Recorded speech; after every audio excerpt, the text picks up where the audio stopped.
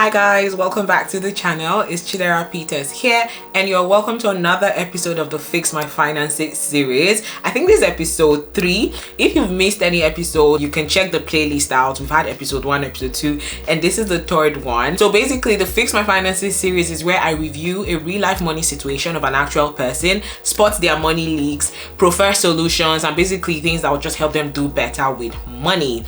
But before we proceed, over 70% of you watching me right now are not subscribed to this channel. Why is that? Please, could you kindly subscribe to my channel? It really helps out my channel a lot and also helps my channel get discovered by other people. So please hit the subscribe button. It will literally just take you a few seconds. Thank you so much. So today's Fix My Finances series, we're going to be looking at someone who earns £95,000 a year and still lives paycheck to paycheck. Yes, you heard that right. Paycheck to paycheck. So without further hesitations, let's dive right into it.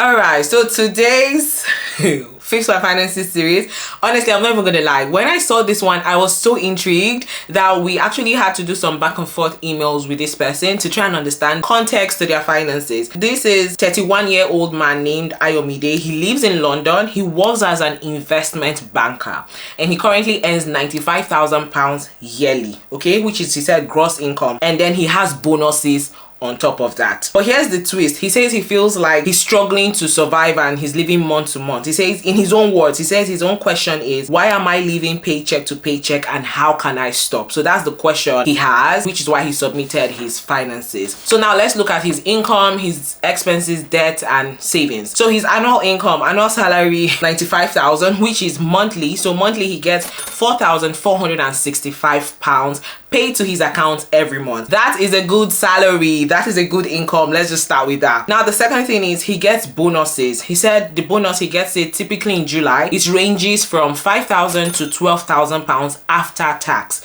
He gets these bonuses, but usually in July. He has no kids because he works in London. He lives in London, okay?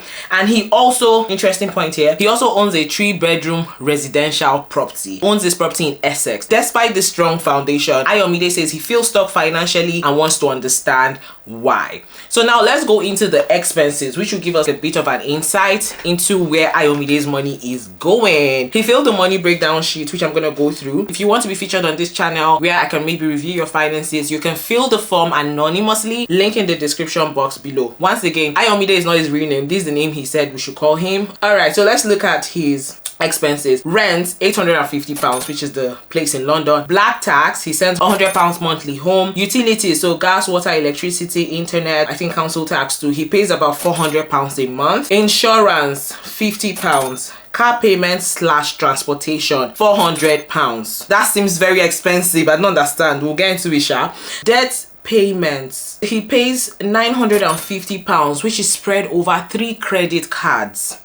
That's interesting. We need to know what's happening there. Groceries, £600, clothes, £100, phone bill, £45, eating out, £150. So not too crazy. Subscriptions like Netflix, gym membership, all of that, Amazon, £100. Personal care, so his hair, nails, you know, whatever applies to him, £60. Miscellaneous, he put £350 and he said it is tight, that I should not judge him. It's not 10%. So he pays tithe of £350, which is not 10% of his income, but this is what he's able to pay as tithe. So his total expenses come up to about £4,155 every month. And let's recall his income. His income is £4,465, which means he has a little floating money, right? But overall, more than 90% of his income is spent every single month. Now let's look at his debt. He has credit card, £10,781. Car finance, 0. Mortgage, he's still owing about £232,000 on the mortgage. He has a residential property and then no other debt. So the major debt here that I can see, because mortgage is not really bad debt. The bad debt here, or the consumer debt, is credit card. He said credit card debt accumulated from trying to help someone out with a 10K loan over multiple credit cards. They did not pay him back. You guys, don't co-sign loans. Don't put your neck on the line for anybody. Can you imagine? Out of the generosity of his heart, he actually helped somebody with a loan, and this person did not pay him back, and as a result he has to spread out these loan repayments over multiple credit cards. This is crazy. I mean, you read about these things online, but I've never actually interacted with someone who actually is in a bad financial situation because of generosity. Do you get my point? Savings, he doesn't have any savings. However, something I found very intriguing with Ayomide's finances, he has an investment portfolio. I mean, he kind of figures he's an investment banker, so he probably knows the importance of investing. Currently has about £13,948 invested. However, there's zero savings here. There's zero, every other savings is zero, but investment is 13,000.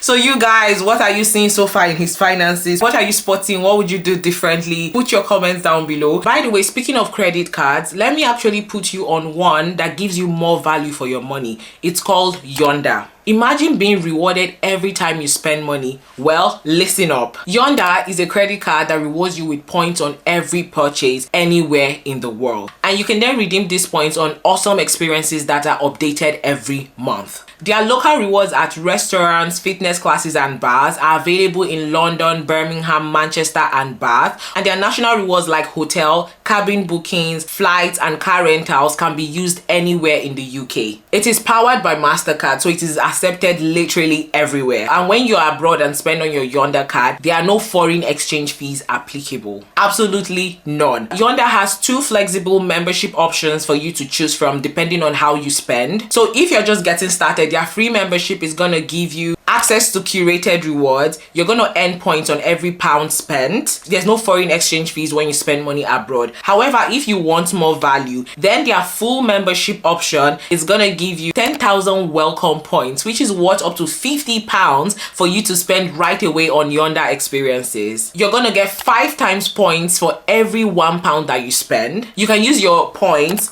on any airline, on any flight, so you actually save money on travel. You also get worldwide family travel insurance, and the best part of it is with the full membership you get the first month free, then after that it is £15 every month. So as you can see, YONDER helps your money work harder while you're spending. So see if you're eligible to get a YONDER credit card today. Link in the description box below, and of course always borrow responsibly. Thank you so much YONDER for sponsoring today's video. Now back to the rest of Ayomide's finances. So now let's spot Ayomide's red flags. What are the red flags I saw when reviewing his finances? So the very first thing I would say is no savings. That is such a huge red flag. I mean, it's great that you're investing, Ayomide, but you need to have savings, okay? Because if anything happens, what are you going to do? I mean, you're an investment banker. I mean, you should know the importance of having access to liquid cash. If anything unexpected happens right now, Ayomide, how are you going to pay for it? Doesn't mean you're going to withdraw money from your investment portfolio, which is not ideal. So I think the fact that there's no cash savings, no emergency fund, that's something that we need to fix, okay, for short-term expenses. Another thing that I spotted, which was kind of, I had to look at it again to be like, oh, this doesn't seem so correct. It's something you can easily overlook, but it's actually something to look at. £600 on groceries and £150 on eating out. That brings the total expense to £750 on feeding. For a single person, that is steep, Ayomide. That is expensive. Even me, that is family of 2, we are not spending £600 on groceries, just to be that realistic. I feel like that is very steep, and the fact that you're still spending £150 on takeout, so I think that this money can be reduced by at least 40%. I feel like £400 honestly should be enough for a single person to spend on groceries and also on takeout. So that's something I think you can cut back on. Even if you are buying already made meals, these food boxes, because you don't have time to cook, you know, as an investment banker, I know your hours are very demanding. £750 in total is very steep. We need to fix that, okay? Another thing is transportation, £400 on car/transport. So actually, when I saw this, we had to reach out to Ayomide to understand what is this £400 for. Is it a car? Because on car finance, in the debt section, he put 0. So he said the £400 is on travel, on his train tickets and TFL. And I was like, 400 is a bit steep for traveling. You stay in London, you work in London, how are you paying £400 a month? So he said, to be fair, it's not central London, it's the outskirts. So where he lives is not in central London, it's on the outskirts of London, and I think he works in central London, so there's transport. And he says his church is in Kent. I attend once or twice a week, with travel tickets being about £20 per trip. So basically he goes to church either twice or once a week, and this church is in Kent. I find it so interesting that Ayomide lives in London, has a house in Essex on a mortgage, and then has a church in Kent. Like, why can't all of these things be in one place? Or maybe why is the church not in London? Why do you have to go all the way to Kent for church? And you do that twice a week, which is why your transport is really steep. So I feel like there's something you need to look at there. Is it that your church does not have a branch in London? Most churches have their headquarters or whatever in London. Why are you going all the way to Kent? £400 on transport is actually steep, okay? So I'm just gonna say that. Another thing I want to say is tithing £350 a month. You said I should not judge you. I'm not going to judge you. Honestly, I think it's great. I'm a Christian as well. Tithe is very important to me, right? So since you are not doing the full amount you are supposed to do, why are you stuck on £350? I mean, don't come for me, please. We're all having a conversation. Nobody should attack me. Why can't we maybe reduce that amount to £200? Or maybe not even pay tithes? No, you should pay your tithes. But you get my point. Since you're not doing the full amount, then why are we stuck on 350? Because whether you pay 200, you pay 100, you pay 150, it's all not still 10%. Do you get my point? I feel like you can probably reduce this and then fix your finances such that you'll be able to fully commit to paying 10% every month. I think that's where you want to get to, because you mentioned the 10% thing in your form. So that's something I noticed here as well. Essentially, these are just the red flags that I've seen. There's not a law. The other thing that I noticed was the mortgage. I asked that in his expenses, right? There was no mortgage expense there, but he said he has a mortgage. So I was like, who is staying in the house, or what's happening in the house? So we reached out to Ayomide, and he said that the house, he bought it essentially for his father to have a place to live. So his father is in that property in Essex, which is a 3-bedroom flat, and there's a lodger in another property. So 2 rooms are occupied, 1 of the rooms is unoccupied. And Ayomide says he cannot live there because he needs to stay in London, because sometimes he works very late in the night, like 10, 11. So to start going back to Essex at that point is not realistic, so which is why he stays in London. So who pays the mortgage on the house? He says that he rents it out to his dad and the lodger, and the money that they contribute basically pays off the mortgage. The other red flag, which we've already mentioned, is just the going into debts for someone else, the credit card debt, just because of generosity. I mean, I can't fault you on that. It's all a learning. I'm sure you've also learned from this, and it's also even a learning from me and all of us that are watching this. Be very careful when you're co-signing loans, or when you're giving people loans that it requires you to hurt yourself, where you're dipping into credit card debt to help somebody else. I don't think you should do that, except it's life and death situation that if you not give person money, someone will die. That's when you can even consider going into credit card debt to help someone. If not, trust me, it's not worth it. Okay, something I say is I only lend out money I can afford to lose. If I cannot afford to lose that money, I'm not gonna give you, except, like I said, it's a life or death situation where if that person does not get that money, somebody's gonna go. That's when I can break my rules. But you need to have clear boundaries regarding how you loan people money. So now let's look at action plan. Okay, what are the things I think Ayomide needs to do, to fix his finances? Because the question is, he said, why am I living paycheck to paycheck, and how can he stop? So here's how. The first thing is, Ayomide, you are not broke. I want us to even get this out of the way. You are not broke. You're earning £4,400 a month. You get bonuses every year, and you have your own house. You are not broke. But the only problem here is that your cash flow is tight, and that's why you feel like you're living paycheck to paycheck. Okay, so the first thing we need to do is build a cash buffer.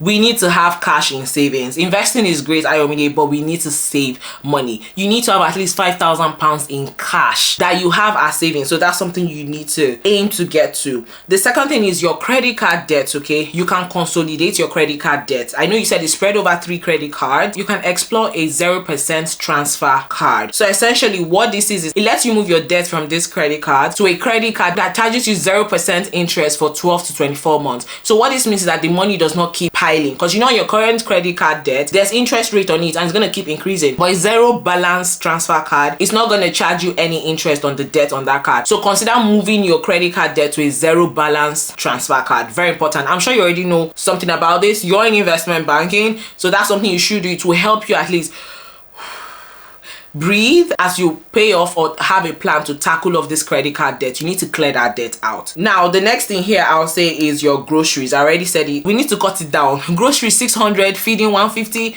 we need to bring that down to 400, and that will save up 350 pounds. You are spending too much on food. Even the takeout 150, but anyway, you're in London is expensive. But if you just reduce your takeout and your groceries all together to 400, that will be a good base point. Another thing is your transport cost. Honestly, I still feel 400 is steep.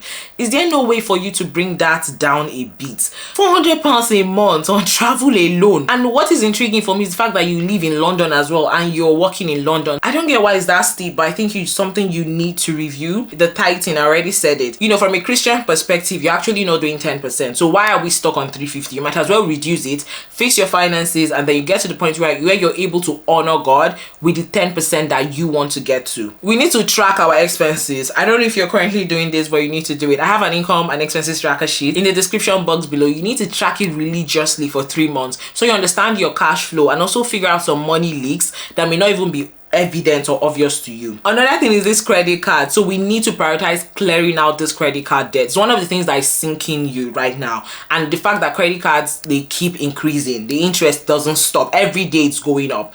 So one thing I can say here is, you said you get bonuses in July, we're just in May. Why not consider using part of the bonus to put towards your credit card debt? You're gonna get this money in July, all things being equal. Whatever the amount is, how about taking like £3,000 and just put it towards your credit card debt so you can clear it off even faster. Also use your bonus to build your savings. Remember I said you need to get your savings to at least £5,000. When you get this bonus, apart from putting some part of it towards the credit card debt, consider keeping that in an emergency fund, a high interest cash ISA for yourself, and just have that foundation to build off of. Alright guys, so there we have it. Let me know in the comments below, what would you do better? What suggestions do you have for Ayomide? What do you think of his overall finances? So basically, he's a high income earner, but he's not a high keeper, in the sense that he's not keeping a lot of this money that he's making. He owns an investment property, has pension investments, earns well, but his day-to-day money habits are not aligned with his financial goals, and that's where the problem lies. So without boundaries, without plans, even a £95,000 salary would disappear after a month. Okay, the good news is that he has the income, he has the awareness, and now he has a plan to help him do better with his finances. So let me know in the comments, what advice do you have for Ayomide? What would you do differently?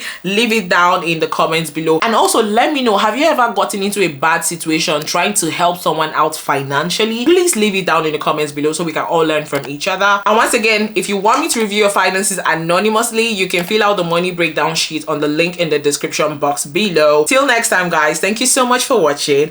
Bye bye.